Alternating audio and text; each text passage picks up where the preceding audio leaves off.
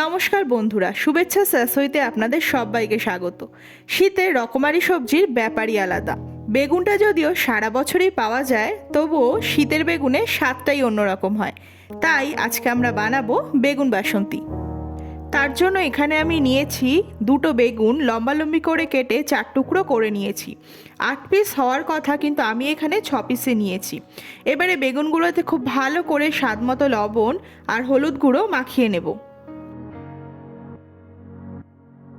এবারে আমরা একটা মশলার পেস্ট তৈরি করে নেব। তার জন্য আমি এখানে নিয়েছি 1 চা চামচ কালো সর্ষে, 2 চা চামচ সাদা সর্ষে, 1 টেবিল চামচ পোস্ত এবং 4 থেকে 5টে লঙ্কা। এবারে সমস্ত মশলাগুলোকে আমরা শিলে খুব ভালো করে বেটে নেব। আর আমাদের এখানে লাগছে 1 চা চামচ আদা বাটা এবং 4 থেকে 5 টেবিল চামচ ফেটানো টক দই। এবারে আমরা কড়াইতে 5 থেকে 6 টেবিল চামচ সর্ষের তেল গরম করে তাতে আমরা বেগুনগুলোকে ভেজে নেব।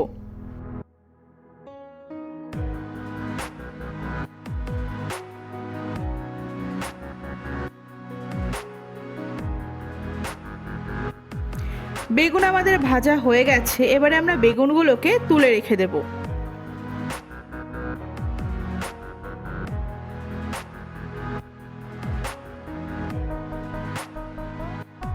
বাকি বেগুনগুলোকেও আমরা একইভাবে ভেজে নেব।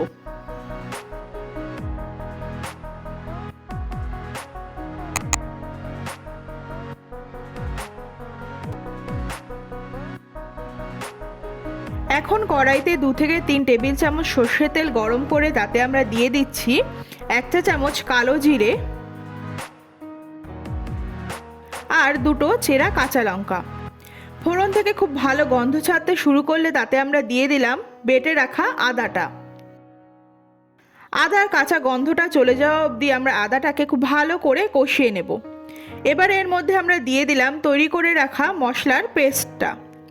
গ্যাসটা মিডিয়াম আঁচে করে আমরা মশলাটাকে খুব ভালো করে কষিয়ে নেব। একটু শুকনো হয়ে গেলে আমরা তাতে দিয়ে দেব শিল ধুয়ে রাখা জলটা।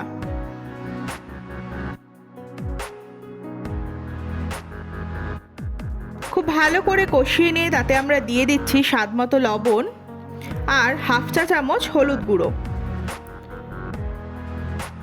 এই রান্নাটায় কিন্তু খুব বেশি মশলাপাতির ব্যবহার হয় না। দিয়ে দিলাম 4 টেবিল চামচ ফেটিয়ে রাখা টক দই।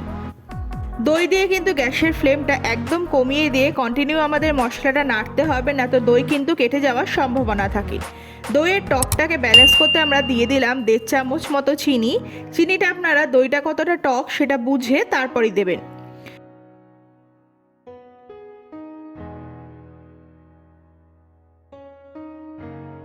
মশলা থেকে কিন্তু তেল ছাড়তে শুরু করেছে। মশলা কিন্তু আমাদের প্রায় কষানো হয়ে গেছে।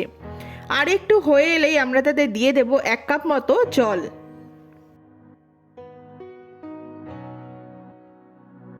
জলটাও কিন্তু আপনারা পরিমাণ বুঝে তারপরই দেবেন। এই রান্নাটা কিন্তু একটু গামাখাই খেতে ভালো লাগে।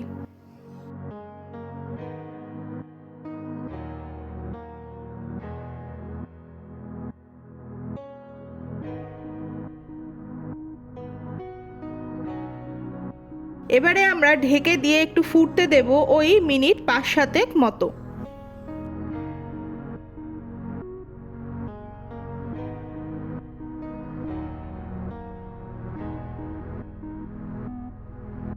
ঝোলটা একটু গাঢ় হয়ে এলে তাতে আমরা দিয়ে দিলাম ভেজে রাখা বেগুনগুলোকে।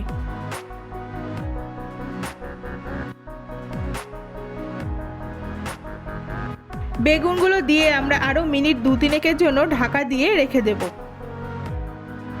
মিনিট 3 পর ঢাকা খুলে একটু নেড়ে চেড়ে একটা হাতার সাহায্যে আমরা গ্রেভিটাকে বেগুনের ওপর খুব ভালো করে ছড়িয়ে দেব।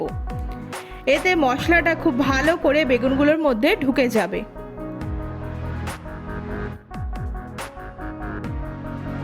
উপর থেকে ছড়িয়ে দিলাম একটু বীজ ছাড়িয়ে কুচিয়ে রাখা শুকনো লঙ্কা। এবারে গ্যাস বন্ধ করে 2 মিনিট স্ট্যান্ডিং টাইমে রেখে দিলেই তৈরি আমাদের বেগুন বাসন্তী।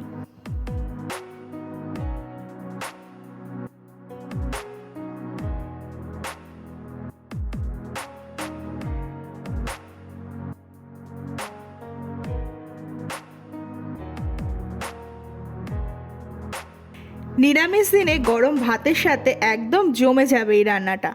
তো বন্ধুরা, আমাদের এই রেসিপিটি আপনাদের কেমন লাগলো অবশ্যই আমাদের জানাবেন। ভালো লাগলে পাশে থাকবেন, চ্যানেলটি সাবস্ক্রাইব করার অনুরোধ রইল। দেখা হচ্ছে পরের ভিডিওতে। নমস্কার।